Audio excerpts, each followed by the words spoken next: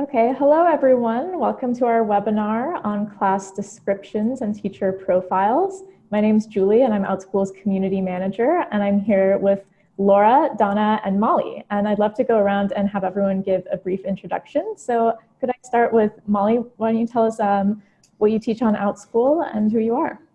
Sure. So my name is Molly. I teach primarily art history classes and some sort of fun classes on the history of Disney and Marvel here on Outschool. I am basically getting ready to go into a PhD program, which I'm really excited about. And I have been traveling for the last year across Europe while teaching on Outschool. So I've been able to use a lot of what I've seen through my travels in my classes, which is pretty cool. Thank you, Julie, for having me. I appreciate it. Yeah, no, thank you for coming on and sharing your tips. And then I'll pass it over to Donna if you could introduce yourself as well, please. Yeah, absolutely. Thanks, Julie. Donna Richmond here. I teach mostly social emotional learning classes on Outschool. So all the great skills that we need in life, conflict resolution, healthy boundaries, communication, friendship, those kinds of things. I teach classes both in a multi-week format and for specifically those topics, but I also love good book club type books as well, and let the books do the work that way, introducing the same kind of topics, but letting them do the work. And then I have just 4 boys and hanging out with them, doing the homeschool thing, and that's about it. Thanks for having me. Awesome, thanks for sharing. And then I'll pass over to Laura, another teacher, but also Outschool staff. If you could introduce yourself, please. Hi, everybody. My name is Laura Forty, and I work remotely for Outschool in various ways for our support team. And I teach social studies on Outschool when I get the chance. Great, thanks for sharing. And then just for anyone who's signing in, wanted to make sure that I tell you that you're welcome to ask questions along the way. So feel free to hit that Q&A button to submit something to us, and we'll make sure to either get to you along the way or at the end of the session. But do feel free to do that. But in the meantime, let's just jump right into our class descriptions. And my main question here is going to be, why are class descriptions so important? And maybe I can hand it over to Donna to kick us off and tell us why she thinks class descriptions are important on Outschool. Absolutely, thanks. To me, it's like the marketing, it's the packaging, it's the opportunity for parents to see whether the class is a right fit, if it's going to fill their needs, if it's going to be of interest to their kids, and also relatable to them. And so really, it's just the marketing, it's the packaging, it's the introduction. There's not a lot else for them to base their decisions on. So it's really, really important and powerful to have a great class description. Great, well said. And then Molly, what about you? What are your thoughts on why these are important? Yeah, I completely agree with Donna. I think it's a really great way to put your best foot forward and tell a parent why their class is going to be a really good fit for their students. I come from a background of creating class descriptions for the college level, where it's always considered like you build your syllabus and it's sort of the contract for what you're going to be going over that semester. And so I think of it sort of like that, as this is the dialogue I'm having with the parents before I even meet their students. And these are the things I sort of promise to provide for their students over the course of the 6, 10, 12 weeks, whatever that may be. And so that's sort of how I approach it and why I think it's so important. It's the agreement you have with the parent that's sort of unspoken. Right, I really love that. And then Laura, did you want to chime in on this one as well? The description really, as both Donna and Molly said, like it's what sells your class, and this is a marketplace. So you want your class to stand out in relation to others that maybe cover the same topic or a similar topic. And think of it as a lot of people write their descriptions kind of like you would write standards or objectives in school. And, it's great to know that stuff, but that doesn't necessarily make it always appealing if you can spend more time on how you're going to teach it, or, what makes your class special or different compared to others. And I'd like to actually follow up on your question with a question for Donna. I know you have kids. Molly, I'm not sure about you. Donna, have your kids taken classes on Outschool? And if so, what do you as a parent look for when you're looking? That's a great question. And we definitely have. And that's actually how I found Outschool. And teaching kind of began to facilitate more Outschool classes. But yeah, when we are looking for Outschool classes, there's a few things that we're looking for. As a parent, number one for me is usually I'm looking for something when we've gotten stuck. So we've taken some writing programs specifically that my boys, they don't love to write. And so I'll look for fun and creative things that fit all my criteria of things I want them to learn or to embrace, but in fun and creative ways. And so that's one of the things that I'm looking for. For them, they're also looking for things that are going to be a little bit different, things that, you know, appeal to them creatively or in ways that we haven't thought about. So definitely as a parent, I'm looking to check those boxes. I want to make sure that on one hand, that educational component that I'm missing is being fulfilled. And number two, from their perspective, is it going to be fun? Is it going to be engaging? Am I going to learn something new? And so I think that there's multi points that are important to consider when looking at the description. Yeah, really great point. And then I hope you two don't mind if I put you on the spot and show a couple of your class descriptions, actually. Go ahead. Great. So Molly, I'll start with yours. So everyone, I'm just going to share my screen so we can have a little walkthrough of a class. So here we have, can everyone see this? Here we have Molly's class, The Art of Disney and Pixar. So Molly, why don't you just walk through some of these elements as I scroll down the page? Yeah, sure. So it's an interesting class because this is when I started teaching on a college campus, and then I brought it to Outschool because I love teaching this class. And the first thing I wanted to do was just sort of explain in the little one sentence summary exactly what we're going to do, because people tend to look at this as their first way of looking at what a class is going to be about.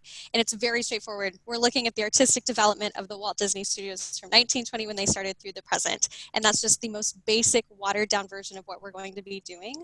I tend to get a lot of questions beyond this because it is Disney, and people are like, well, how do you teach this in an educational way? And then I refer them as we go down to breaking this down into a week by week sort of segment. As far as important components for this specific class that I've noticed, my teacher description and the why me portion has always been really important. But this description, I give a basic overview of what we're doing, and I break it down week by week just so parents can understand how we're going to move through the history of Disney and how we're going to connect it to other things, whether that's historical events like World War II or to other art historical movements, and sort of talking about how animation ties in with those things, I think is really important. I teach a lot of subjects that can be sort of considered just fun topics. So connecting it in those ways to social studies, to art, I think is really important. And then my why me section is where I focus on explaining how I got here. I've taught this at the college level. I have a master's degree in art history. This is a class I developed for the college classroom, and I wrote my master's thesis on Disney animation. So showing that this isn't something I've just sort of thrown together, I think has been really important for this class in particular, and my Marvel class actually that's been really important. I hope that answers your question here, sort of going through. I think the week by week thing for my classes has been very successful, so parents know exactly what we're getting into in week 1, week 2, week 3. And that's a formula I follow for most of my classes, if not all of them. Great. And I love that you do that, because as Outschool staff, that's one of the #1 things we're looking for. I'm sure if anyone has submitted a class listing and not included a weekly breakdown for a multi-week class, they know that we're going to go and ask for that. And it's because it's important to parents too. That's why we ask for it. So I'm really glad that yours is laid out, really nicely. And also, I want to emphasize your point about the why me. It really lends a lot of credibility to you teaching the class, which is another thing that parents are looking for. Yeah, and just to sort of go back to the weekly thing, I know there have been moments, especially when I first started teaching for Outschool, where it was like, oh, I have to get to these specific things, or there's no room to fill in. But just because I've outlined something in a week by week doesn't mean, like for my Marvel class, there's been a big request to talk about villains. Yes, thank you. Sorry to jump ahead, but there's been a big request to talk about villains in a big way because the kids really want to talk about those Marvel villains. And so that's something I've been sort of building in, and you can change those week by weeks, but also don't think that there's not room to add more or to sort of mix and match if you need to. That's something I've had to sort of teach myself. Nice. I love that. Yeah, and you do the same thing here. Yeah, and I love that. perspective on kind of triaging the requests for different topics. Yeah. Turns out nobody cares about heroes. They only care about villains at this point, especially with Endgame, Thanos, and that's been a really big one. So being able to sort of leave a little bit of room to cater to student requests has also been really important to my class, and sort of being able to cater to their interests alongside covering the basics of what we need to cover, I guess. Right, that's really awesome. Thanks for saying that. And then Laura, did you want to chime in with anything here? You know, when you ask me, I can't not answer. So. Just Molly's point about the why me being important. You know, your why me for a class on Marvel Comics might be different for your why me on a, you know, classical art history or something like that. Really, you know, different. You want to specialize your why me to your class to really help people understand why you're good for this particular topic. Yeah, absolutely. I know my why me for something like this is very different from my like introduction to ancient art history. It's very, very different and definitely more specific than just your profile can be. And I think that's important to specify for each class why you fit that and not just relying on sort of your overall Outschool profile bio. Great, such a great point. And then Donna, I actually didn't have a class pulled up for you, but I'd love to go over one of yours. And I was wondering if you have a choice or I have something in mind if you... Sure, you can choose. I don't have anything in preference. Okay, I just stopped sharing for a moment, but let me go ahead and pull up one of yours. All right. Briefly here. One sec. But yeah, I think that we should also get into talking a little bit about profiles as well, because I think the teacher profile can play a big part in a parent's decision to enroll. And, you know, that's why I like the why me, but it's also why I like to get a little deeper as well. So what I'm going to do is pull up another type of class that is going to be a little bit different. So Molly was going over the weekly format, which is really important in breaking down that, you know, every lesson that the learners are going to attend. But Donna, I'm going to share your fortnight class actually, because I think that creating a good ongoing class description can be really important. I was wondering if you could walk us through your process in creating this one and making sure that parents understand what the class is all about. Absolutely. Thanks for asking. So this class is all about building community and fitting in some parts that I felt were important as well. So my boys love Fortnite. It started with my 12-year-old who absolutely fell in love with the game. And then my 10-year-old slowly followed suit, and just this year. Now, when I first started as a parent, my concerns were Fortnite, oh my goodness, I hear all these bad things and it's so awful and all this stuff. And I think a lot of it is just media and the things that we don't really understand, because our kids have these interests that we don't really get. And until we actually dive in and sit with them and be present with them during that experience, it doesn't make sense. And so for me, when I wrote this class, I wanted to portray to parents or express to parents who knew how important their children's specific interests were. Because I feel like when we can connect with our kids and relate to what's interesting to them, it enhances learning in a different way. And so everybody has this uniqueness to them, things that they love, things that we embrace. And I just wanted that to be part of this class. So the title is very, very basic. It's just straight out, let's talk Fortnite, the Battle Royale, which is just one of the modes of play in the game. So very, very basic and straightforward, and just kind of going with that for the description. Again, the summary, the social community for Fortnite Battle Royale lovers, again, just very, very basic, wanting to make it clear that this is a social community. This is about building friendship. This is about supporting learners where they're at and their specific interests. And then as we move down into the different areas, I wanted to give parents a feeling of, sometimes as parents, again, we're not sure what we're not sure or we're not comfortable with what our kids are into. And this is one of those situations that can definitely be the case. And until we get in there and realize that there's a lot of elements to the game that nobody's, or perhaps not considering, that makes it really quite unique and quite challenging. And honestly, this is by far one of my most popular classes, and by far some of the most amazing kids. Like, they are compassionate and they are considerate, and they jump in and they support each other, and it's been a really, really great experience. So as I work through the description, I wanted parents to know that there's different points of view of the game than just the media telling us that it's so bad, that it's this shooter game, that it's not appropriate. But there's lots of different elements. In fact, you don't even have to play in that mode. You can play in creative, where kids get to create their own maps and do these things that are really unique and interesting and creative and very much learning based.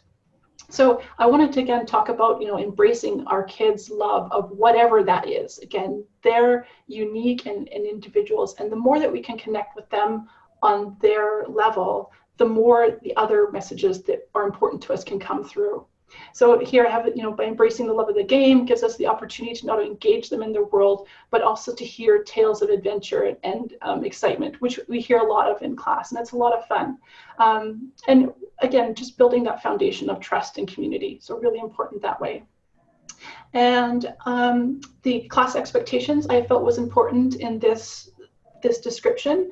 In class, we want to be respectful of each other. We want to use respectful language. We want Outschool to be a non-violent place. So even though we know that this is a shooter game, we want to make it very, very clear that there are expectations about how we conduct ourselves. And honestly, I've never run into a situation where that wasn't the case anyways. And so it's been really positive that way. And just some basic guidelines, what I expect, that there's going to be the non-violent language, that we're going to support and encourage each other. And in this case, it's unique as well that they have to attend class, at least initially, with their cameras on.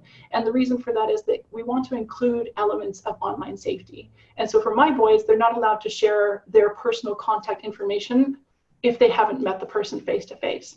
And so in Outschool, we really want to make sure that kids are being aware. We are online and we can get really comfortable with that. And we want to make sure that there's good protocols in place. So they do have to attend class with their camera on before they can share or receive usernames so that they can contact each other outside of class to play together. And then just be really safe and aware. And it's neat because sometimes other conversations pop up. Again, online safety stuff, how we keep each other safe, how we show respect and consideration online, those kinds of things. Great, I love that. And yeah, I think the rest of the sections are pretty straightforward because it's a social class, so there's not a lot necessary there, right? Yeah, exactly. Great, well, that was a really good description of something that's, maybe a little bit different. Outside the box stuff. Yeah. Yeah. So thanks so much for sharing that. And then Laura, did you want to jump in with anything for Donna right now? Okay, great. Well, thank you too for letting me show off your class descriptions. And I was wondering if maybe, after all of that, if you were to distill a couple of points as to what sets a good description apart from a poor one. And Donna, maybe you have some perspective on this from a teacher side, but Molly, I'm sure that over time you've come up with some ideas there as well. Yeah, so I think for me, I have learned to just be as specific as possible about what it is we're doing here, what the goals are for this class, and what we're going to be doing every single week. Because I've learned that if my language is too vague, that's when I start to get a lot of questions and my classes don't fill. For example, I teach an essay writing class through the music of Taylor Swift, which is super fun. And I always get a group of girls who's just so excited to share their favorite songs and write about them. But it didn't do super well with enrollments at first. And I finally got in contact with someone who was interested in taking the class, and they were going to help me share my class with a couple of parents. And she said, the parents just aren't super interested because it's not really clear what they're going to be learning. And I thought that was a really interesting insight. And so I went back into the description and made sure I said, in week 1, we are going to learn about these things. We're going to listen to these songs and sort of analyze the lyrics and think about how she's using an argument, how she is referencing back to details to talk about supporting your own argument, things like that. And then breaking down the assignments for each week is also really important. I've learned there are parents on Outschool who don't love homework. There are parents who want a lot of homework. There are parents who aren't interested in getting a grade. There are parents who are interested in getting a grade. So being as specific, if there's going to be assignments, if there's an option for grading, has also been really important to me. But just really outlining almost as much as you possibly can has been really helpful in getting me enrollments. I hope that's helpful. Great, that's really great insight, and I'm so glad that you were able to get that feedback and learn from it, so that's really awesome. And then Donna, what about you? What do you think sets a good description apart from a poor one? Definitely agree with Molly. So as specific as you can be, as to the expectations and to the outcomes. I also find that shorter is better, which I wouldn't necessarily think after looking at my fortnight one, but generally as few words as possible. People want to be able to glance through it as quickly, but still get a really good feel for what's going to happen, what the expectations are, and what the feel of the class is. We have to mention grammar and spelling and punctuation, which is not my forte, I have to admit. So I like to now type up everything in Word and have my Grammarly subscription do its magic, and then copy that over. So that's important. If we can't be short, then really putting that captivating information first. So the basics of what we're going to get, and then, like Molly has said, go into the detail as you go down, because then it gives the people who are interested in that information the option to keep reading, but the basics is still at the very beginnings there right off the hop. Yeah, my Disney class description, because it's 10 weeks long, can get tedious as you go through, especially looking at what we're doing week for week. So I try to make sure in those first 2 paragraphs to be like, this is what this class is about, here's what they're going to be learning about, and here's how we're going to frame everything. And then if they want that week by week breakdown, it's there, but all that important information is in the top. So I think that's also a really good point. Yeah, that's a great point. And Donna, I love that you mentioned grammar and Grammarly. I'm going to paste a link into Grammarly in the webinar chat. It's just grammarly.com if anyone wants to go there. I also struggle with just, silly mistakes that you shouldn't make, but you just make because you're the only one looking at it. But luckily at Outschool, I can have my teammates look at all the emails or anything that I'm about to post and have them, can you just help me proofread if I said something wrong or if I misspelled something? Those little things that sometimes Grammarly or your spell check might not pick up on too. So thanks for bringing that up. And then I'll pass it over to Laura as well as Outschool staff. What are some common mistakes that you've seen folks make in class descriptions or in class listings in general? Well, Donna and Molly have hit on the biggest things. Tell them what they're going to learn, how you're going to do it, spell check, proofread, especially if you're teaching a more academic class or an English writing class. I mean, typos in those they don't go over too well with the people who we're thinking about enrolling. Even if you're doing a one-time class, I would probably have a couple of paragraphs on a one-time class to be able to explain exactly what it is that we'll be doing and what the kids will be learning. So detail really is a good thing. And as support staff, if we send it back to you and ask you to make improvements to the class, we're doing it as a way to help you get enrollments. I know some people get frustrated or they're not sure what we want or whatever it might be, but our intent is to help. So if there's something you don't understand that we want, or you're not understanding why it's sent back to you, let us know and we'll do our best to help you get it figured out, because we've seen over the course of the years what works, and having that information that people want to know, what exactly am I going to be taking from this class and how am I going to learn it? That's really the essence of what they want to know.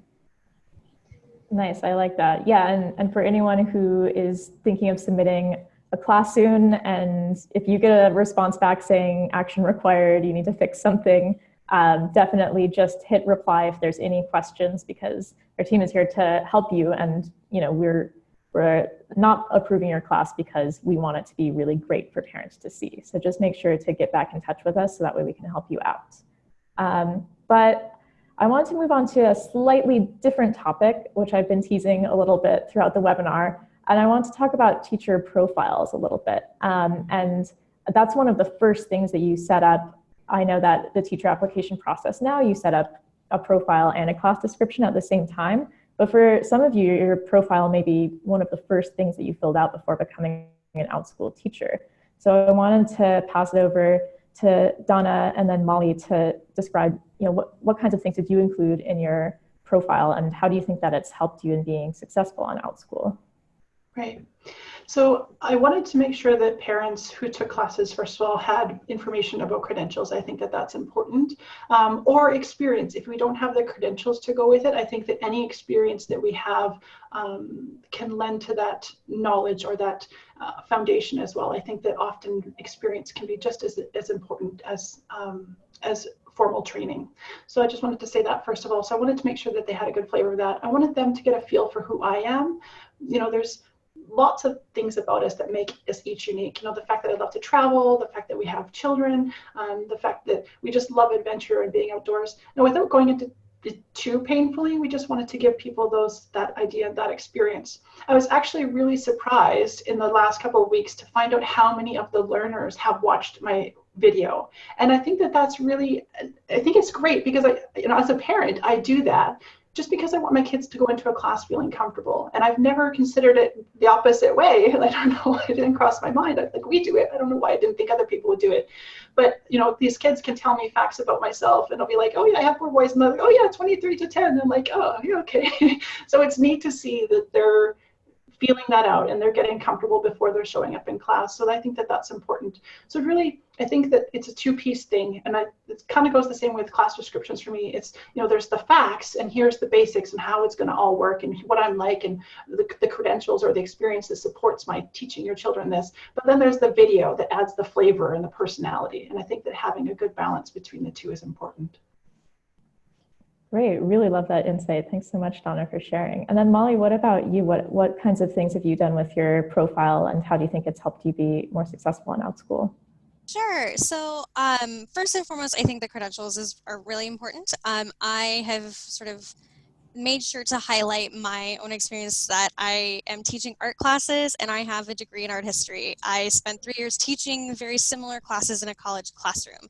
I highlight that because I get a lot of feedback from parents that they like to see that. But I also sort of highlight because I know I'm teaching very non-traditional subjects. While I do have traditional art history, I'm teaching Disney, I'm teaching Marvel, I'm teaching Pixar, and I highlight how I like to teach in non-traditional ways in the classroom. I like these non-traditional subjects and weaving them together with things that are more historical, the social studies things.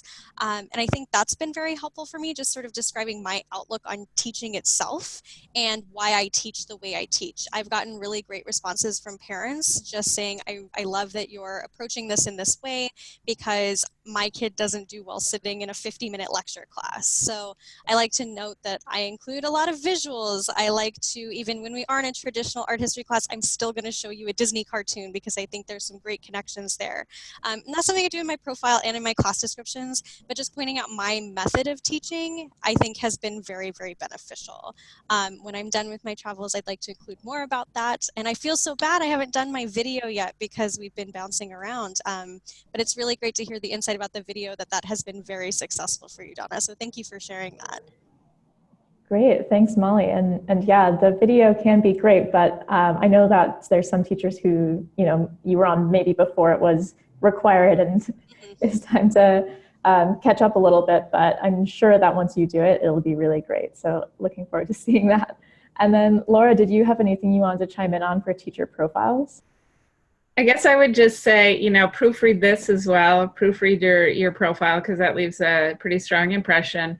And take your time to write it, especially now as people are using these as part of their application process. Yeah, I think some people rush through it because they just want to get through the application. take the time to tell people about yourself, because this could be the first impression that they have of you, and you want it to be a good one. You don't want to just say, hey, I teach math and I have 2 kids. You know what I mean? Talk about your credentials, your experience, your educational background, whatever it is that you know, describes who you are in this role on Outschool. Yeah, definitely. And you might even take a link to your teacher profile and share it with people. Sometimes you'll share class links themselves, but sometimes it's going to be your profile, so that way you can let people browse through all your classes. So you want them to have a good lead in before they get into all of those, for sure. Great, really great info on that one. And Laura, since you mentioned things like, you know, trying to get through your application as you're getting started, it made me think about getting started on Outschool and learning more as you progress. So I wanted to turn over to Donna and Molly and ask, did you find that you changed the way you write your descriptions as you became more experienced on Outschool? And maybe did you even go back and edit some of your older listings after some time has passed? And maybe let's start with Molly. I edit my listings all the time. I edit them as I get feedback from kids. Like, for example, in my ancient art history class, kids are like, oh, cool, mummies are so awesome. And they wanted to learn more about mummies in ancient Egypt. And so I've made alterations to classes based on what's worked and what hasn't worked. And I usually run a class 2 or 3 times before I start making big changes. But if there's something where you can tell the kids are like, why, then I take it out and I make the adjustments to the class description so parents know. I also came from a background of writing class descriptions for the university level, for college kids. And so I started learning that a lot of students were actually reading through my descriptions. It wasn't just the parents. Like, parents were saying, hey, do you think you want to take any of these 3 classes? And I want my class descriptions to sound appealing to the 10-year-olds that I'm offering to teach, as well as their parents. So being a little maybe less specific and using language that a kid could get through and be excited about has been something I've really tried to work on. I also teach flex classes. We haven't really talked about flex classes, but writing a description for flex classes has been sort of challenging for me, and trying to explain to a parent what it is we're going to be doing and how we're going to be doing it, and then explaining a flex class in the description so they understand. That has been a big challenge for me, and so I've really worked hard to write my flex class descriptions in the most specific way, but trying to also appeal to kids has been something new for me to try out, which has been really fun. Great. Yeah, that's really great insight, especially for kids reading the class descriptions. I remember on a recent webinar, Aaron Pottsick also brought that up. He said, kids are reading, so make sure that you're appealing to them and appealing to parents, which can be kind of a tough balance sometimes. Yeah, absolutely. I'd just like to throw in my 2 cents. We've looked at Molly's flex classes, and if you're wondering how to write a flex class, hers would be a good one to look at. Oh, thank you. I worked so hard, and there was one I remember I submitted over and over and over again. I was like, I don't know why it's not getting submitted. It was because I was editing the live class and not the flex class, and just kept submitting the flex class without any of the changes. But it made both of those descriptions really great. So make sure you're editing the right class to be, just to be safe. But thank you. I really appreciate that, Laura. Yeah. That's awesome. Great. And then Donna, did you want to chime in on that as well? Thinking about, did you change the way you write your descriptions or go back and edit some of your older listings? I do both. So I've done both. As Molly said, at this point, I'm also looking at incorporating a lot more language that is appealing to the learner specifically. As I began to gain this awareness that the kids were looking, not only the videos, but at the descriptions, it's like, oh, okay. So I began to go back and incorporate that a little bit as well. Now, I do remember that when I first started, Laura and I have been back and forth lots of times over class descriptions. And I remember at the very beginning getting one back, and I was so frustrated. I was like, I don't get it. I don't understand what the problem is. I have it all laid out and it's been rejected again.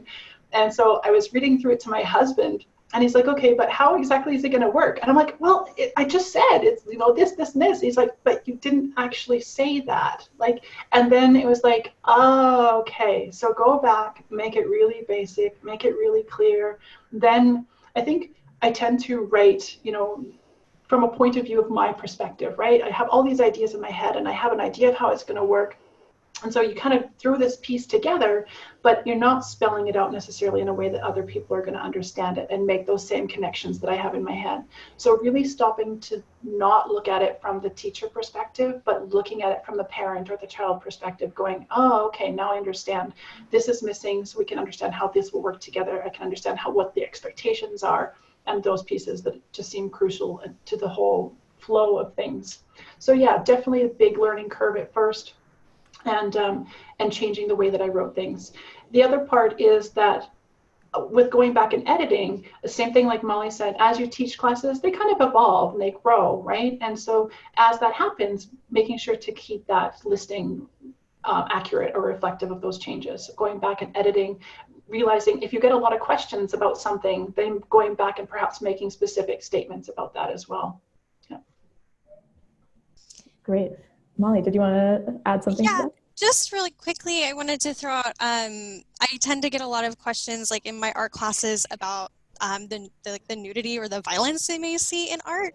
And that's something I've gone back and forth with parents, and enough to the point where I've added something about it or tried to in all of my class descriptions. Be like, hey, this is what's going to happen, and not just in the like parental guidance, but just up front, like, we're going to look at some stuff. There might be nudity, there might be violence. And so being upfront about things that parents might have questions about, I have also found is very, very helpful, just as a sort of sidebar. Actually, if I may jump in on that as well, any kind of oddities in the class, like capital letters right at the top of the class description is really helpful. The places that they're going to capture that information right away. So, so if you're meeting every 2 weeks or those kinds of things, making that really clear right from the start. Absolutely, that's a good point. Great. Thank you both so much for sharing that. And I noticed that we had a question in chat from Vicky. Vicky says, I'm new on Outschool, haven't taught a class yet. Welcome and congrats on being approved. Hope you get your first class soon. But Vicky says, my class has been listed, but I want to make changes to it. How do you edit class descriptions? Do you unlist and redo? And I actually wanted to just chime in on this from staff perspective. So you are free to go back and edit your class descriptions anytime to make small tweaks like Molly and Donna were mentioning. So if you want to add more clarity or edit something, any of those small changes, feel free to just go back and make them. I do want to say, if you want to change something really big, like the topic of your class or the formats, for example, changing from Flex to Live, just send an email to support@outschool.com to ask before you do something like that.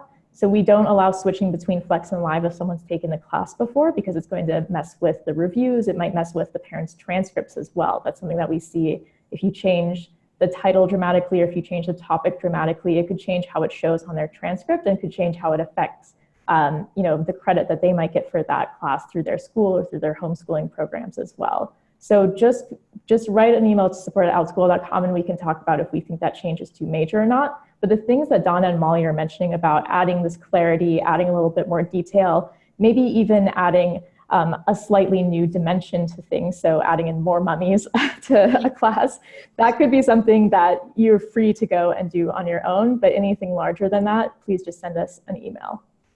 But thanks so much for asking that, Vicky. And then we had another one from Stephanie asking about changing a summer camp to an ongoing class. So Laura, correct me if I'm wrong, but I believe you can't change from a fixed to an ongoing just technically. So you'll have to create a new class for that. And then same for, again, it's a bigger change in format between summer camp versus something that meets once a week. It's going to be a really different cadence. So we'd also suggest a different class for that reason as well. And now let's keep going with some of these questions for our panelists. Let's see. So we've talked about a lot of elements of the class description and some great advice on setting your class apart or making it really great description. I was wondering if we could get a little bit more into some of the details about what can help your class stand out and help you get more enrollments. So things that we haven't talked about as much might be the class image, or might be, are there certain keywords that you think about adding to your title or to your summary as you're creating your class? So I want to pass it over maybe to Donna first to answer this. Absolutely. So I think that the image should for me, I like to choose something that reflects the overall feel of the class, something that's going to appeal especially to the learner age range that I'm looking at, and just lends to what the class feels like or flow like. Keywords in the summary, as I also find is important. So when we search in Outschool, we want those things to come up. So if it's a book club or a novel study, we want to make sure that that's clear in the summary or in the title, and those kinds of things. Great, thanks for that, Donna. And then Molly, what about you? Yeah, so something that's been very helpful for me, especially with some of my art classes, is including how long the class is going to run in that summary sentence, just saying, we're going to spend 6 weeks talking about these 5 or 6 different civilizations, things like that.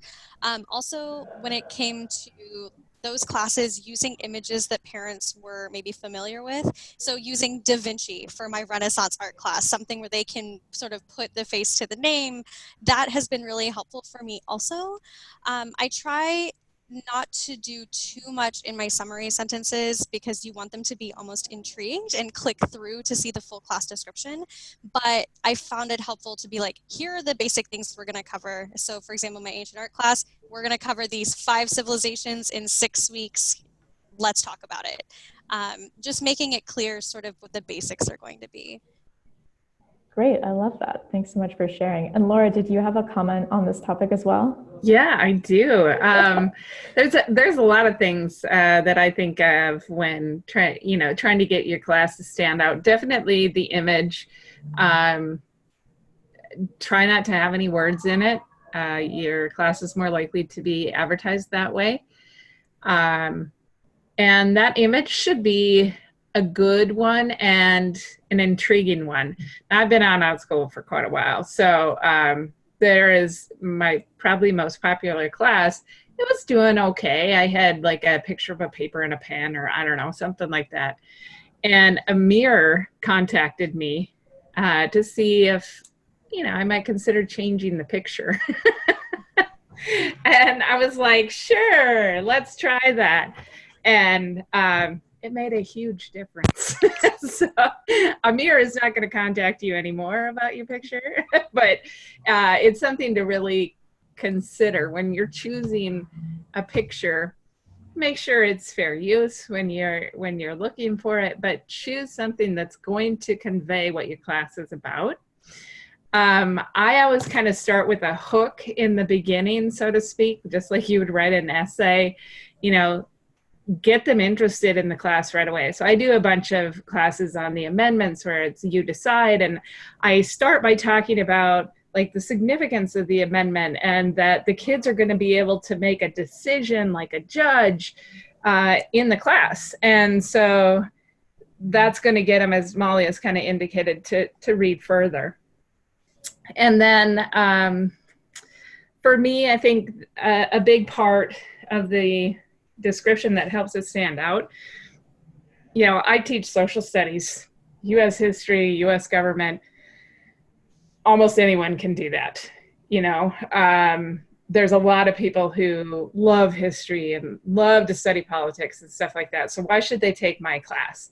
For me, the thing that sets mine apart from others is my delivery, how I'm going to be unique, how this class is going to be different than, just learning what the 3 branches of government are. What are we going to do to help the kids not just walk away with what they are, but what they do and be able to remember it long term? And so I try to make that very clear in my description, because I think that's what can set me apart from others who teach very similar topics. And I mean, there's all kinds of U.S. history and government classes out there. Yeah, I wish you were my history teacher. This is one of those things where I wish Outschool was around when I was in school, because there's so many subjects where sometimes you just go through an outline of this happened on this date, this happened on that date. Oh man, I think about that all the time. But thanks so much for sharing that. And that's actually kind of related to a question that we got in the chat. There's someone, Sherry. Hi, Sherry, and welcome to Outschool. Sherry's new to Outschool and says, I'm trying to decide how I can decide what type of classes I should consider teaching. And I want to turn over to our teachers here to say, how did you all decide what you want to teach? And maybe let's start with Donna. Absolutely. So my answer to that is whatever your passion is, whatever gets you out of the bed in the morning and gets you excited and you can't wait to talk about it, that's where you start. That's where I started.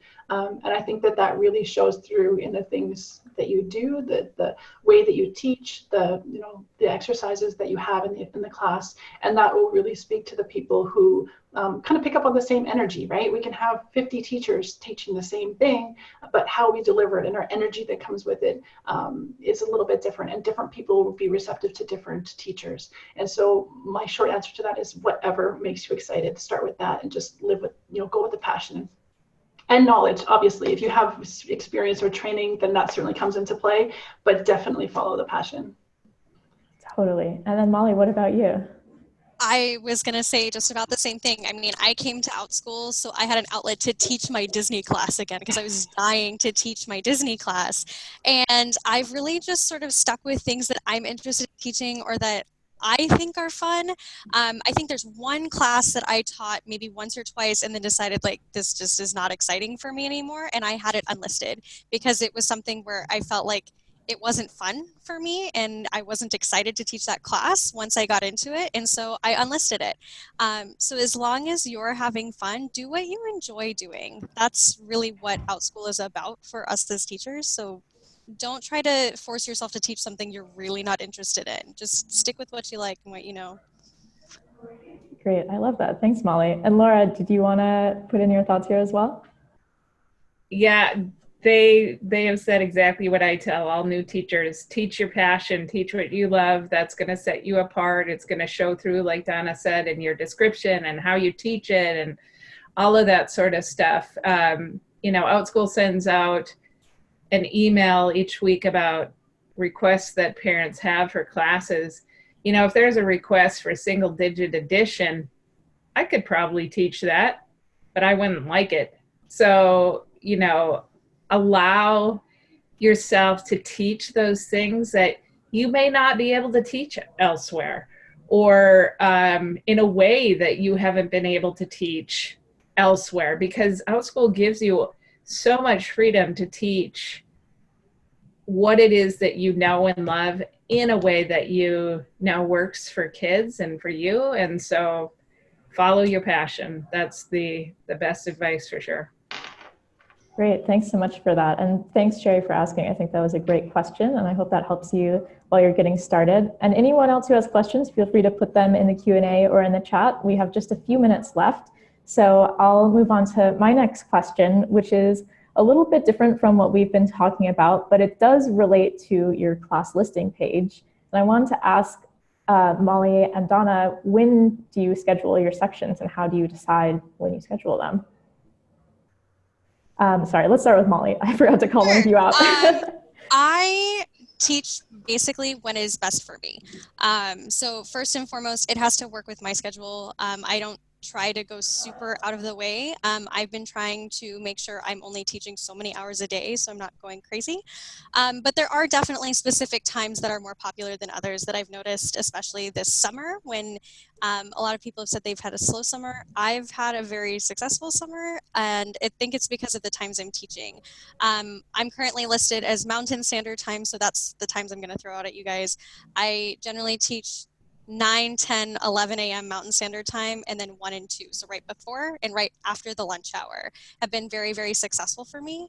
But that will change a little bit because, again, I'm going into a doctorate program in the fall, so I need to make sure I'm doing what's best for me.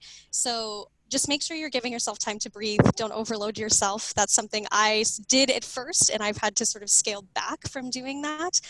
Just being able to have sort of a calm day every once in a while is totally fine. And so I don't want to overload myself too much. So I almost recommend starting small and building up as opposed to starting big and working your way back down, and setting realistic expectations for yourself. As far as specific hours, that like 9 to 11 a.m. Mountain Standard and the 1 and 2 o'clock Mountain Standard. But I really recommend just sort of keeping an eye on your own schedule and doing what's best for you more than anything. Great, makes so much sense, and I think really solid advice there. And Donna, what about you? When and how do you decide to schedule your sections? Really similar to Molly. My basic schedule is determined by my voice. So they're always priority number one. We do homeschool. They have a lot of things going on. And so those blocks of time when I know we have stuff happening is just not an option. So for me, I typically schedule classes. Now I'm Pacific Standard Time, and so, or Pacific Daylight Time, I guess right now. But anyways, my typical day starts around 4 to 8, and then the 1 to 3 time is really, really popular. That is definitely a hot time, and then occasionally from 6 to 7. So different markets at different times, but that just falls naturally into my availability as well. Great, yeah, it really is about what works best for you, I think. So thanks for sharing that. And then I wanted to ask another question, and again, this is jumping to a different topic, but since we've talked a lot about what you can do on Outschool, I was wondering if either of you promote your classes in any other channels outside of Outschool, so Facebook, Instagram, Pinterest, anything like that. And maybe let's start with Molly. Yeah, sure. So I didn't start doing this until this summer, and I started finding homeschool groups on Facebook, actually. I was relying on like the Outschool Facebook page, which has worked really well for me when we say like, what classes are you teaching in August? That's always been very helpful to just post a class or two there. But I am finding homeschool groups. Some of them, if you don't have a homeschooling child, will not let you in. So there's usually a set of guidelines, but I've found 20 or so groups that once a week I just make the rounds and I post a class or post my profile or post something in there, and that has been really, really helpful. I'm finding specifically, for example, I'm teaching a class on Disney theme parks, so I hit the Orlando area homeschool pages. So if there's a way you can sort of tie those together, it has helped me a lot, but I'm primarily using Facebook and those homeschool groups. They've been really, really helpful.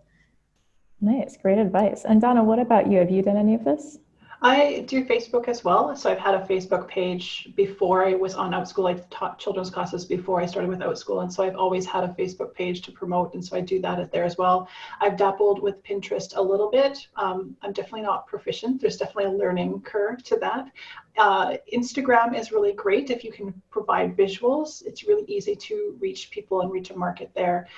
It's not quite as fluid as far as providing links, obviously, as Facebook is, but it's definitely a place to gain interest or gain conversation. But yeah, definitely primarily Facebook. Now, it's interesting to hear that Molly's had success with the homeschool groups, because most of the homeschool groups I'm in, there's like no self-promotion allowed. So there's very few that are in. So it would be interesting to maybe keep searching and keep expanding. And I've always just looked for the ones in my area, but I think that's a really great tip, to look outside of our area and to kind of expand horizons that way.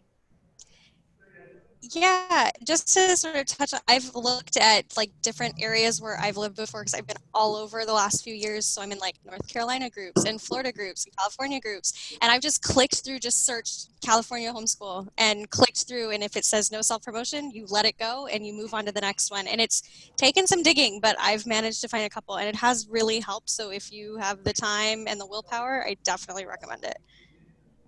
Great tips there, both of you. And Laura, did you have anything to add before we ask our final question and wrap up? All right then.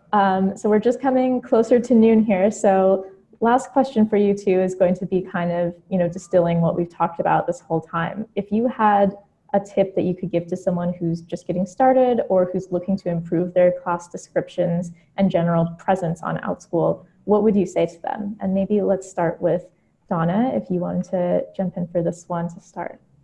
Yeah, I think the most important thing, I think, is just to be authentic and to be genuine, just to breathe and lean into the process.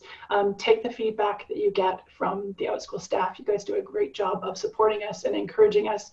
And sometimes it does get frustrating, and sometimes we just need to ask really great questions. And so just be really open to that process. Bring yourself to your class descriptions and your profile. Be willing to have fun and just kind of re-rolling with things and reworking with things. Great, love that. And then what about you, Molly? So I guess my biggest advice for someone who's just getting started is to definitely just teach what you love, because if you're teaching what you love, that comes through in your profile, and that is what makes you successful. I never thought like that my Disney or Marvel classes would hit, and they're some of my most popular classes because I think they can tell how excited I am in those class descriptions. If you really love what you're doing, that comes through. I do recommend, again, our Outschool staff is awesome here, so just sort of asking as many questions as you can. If you're confused or even just want clarification, like, do you think this sounds great? Do you think that this class, looks okay? I think they can be very helpful resources. Also, if you're not a part of the Outschool Facebook groups, definitely get into those, because teacher to teacher can be very, very helpful. I know there's generally posts where new teachers especially can be like, hey, I just listed this class. Can you take a look at it and let me know if you need any sort of clarification? And so parents and other teachers can be a really great resource. But I think if you're doing what you love, it comes through, and it definitely makes parents and kids more excited for what you're teaching. Great, really well said, Molly. And thank you, Donna and Molly, for coming on, taking the time. I know, Molly, you're in France right now, but thank you so much for joining us. And Donna, even from your home, I know that it's a time commitment. So just want to say that we really appreciate you sharing these tips with all of our new or existing teachers on Outschool. So we're going to go ahead and sign off for now. And just want to say thank you all for joining. If you joined late, we'll send out a recording so you can catch up. But we'll just see you next time. So everyone enjoy your weekend and have a great Friday. Yeah. Bye. Thanks.